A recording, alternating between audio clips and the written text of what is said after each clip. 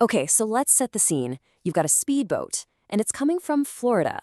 Suddenly, there's a deadly firefight in Cuban waters. And just like that, this one incident has thrown decades of tension right back into the spotlight. It's really pulled back the curtain on a conflict where, as you'll see, there are two wildly different versions of the truth. So, what's at the heart of all this? Well, it boils down to this. Cuba opened fire on a boat that came from the US. 4 people were killed. Now, Havana says these were armed insurgents on a terror mission. Washington, they say they had absolutely nothing to do with it. So, what really happened out there? All right, before we can even get into all the accusations flying around, we have to look at what we actually know happened that day. Let's break down the facts of the incident itself, the stuff that isn't up for debate. So here's what we've got. It's February 25th, a motorboat coming from Florida enters Cuban waters near a place called Cayo Facones. Now, on this boat are 10 Cuban nationals, all of them living in the U.S.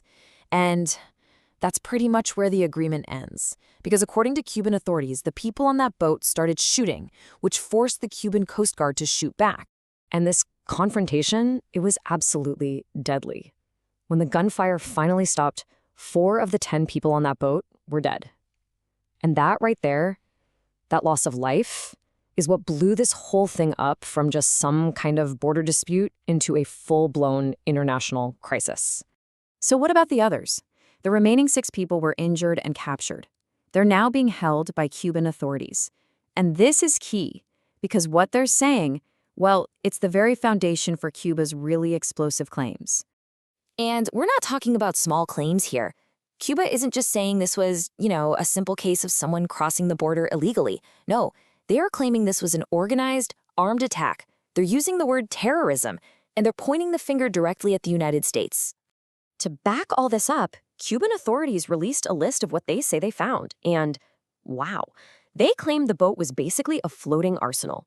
We're talking assault rifles, handguns, even Molotov cocktails. They say there were bulletproof vests, camo uniforms, the whole deal. The message they're sending is pretty clear. This was no group of migrants. This was an equipped fighting force.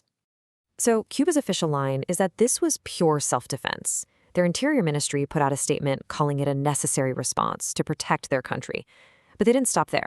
They also blamed U.S. policies for, in their words, encouraging stuff like this to happen. And that brings us to maybe the most important piece of this whole puzzle. Just who were the people on that boat? Well, it turns out all 10 people on board were Cuban exiles who live in the U.S. And that one detail, man, that's where this story just explodes. It goes from a single shootout at sea to this incredibly tangled web of history, politics, and power that's been building for decades. You really can't overstate how important this community is to the story. For what, more than 60 years now? The relationship between the U.S. government and Cuban exiles has been one of the biggest factors, if not the biggest factor, shaping America's entire policy toward Cuba.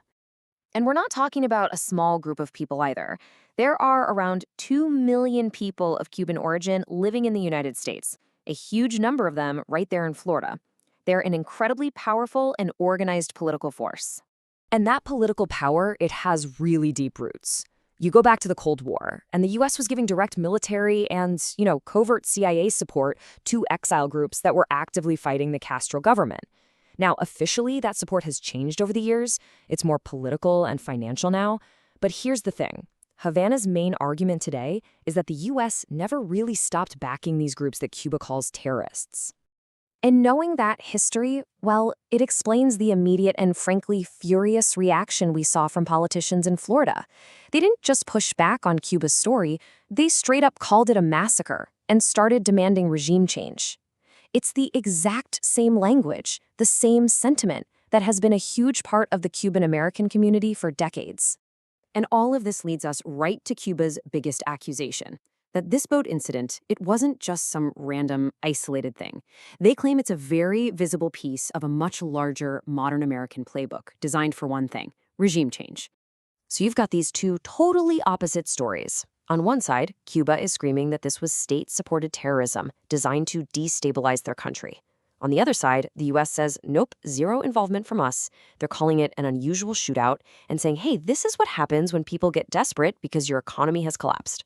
Now, from Cuba's point of view, this incident fits perfectly into what they see as a three-step U.S. strategy.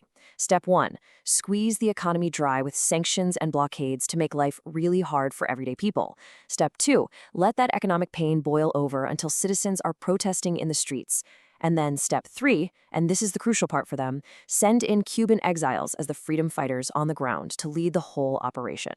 And what adds a little bit of fuel to that fire is this reported timeline.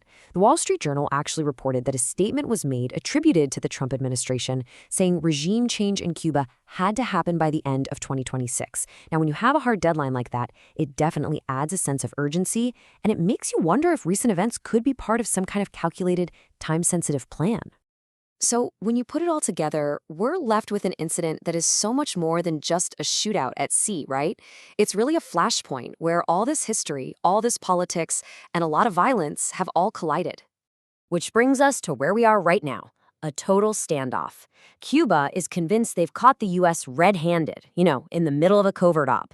The U.S. is flat out denying everything, pointing the finger right back at Havana's policies, and has started its own investigation. And so you're left with this central mystery. What was this, really? Was it an act of terror, just like Cuba claims? Is this a huge government cover-up by the U.S.? Or was it just a really tragic miscalculation, something that happened because people were desperate? As both the U.S. and Cuba dig in and investigate, the story of this single violent incident has really become a symbol for the entire decades-long conflict. We might eventually find out what really happened that day, but the bigger question, the one that really matters for the future, is this. Was this just the last echo of an old Cold War fight, or was it the first shot of a brand new one?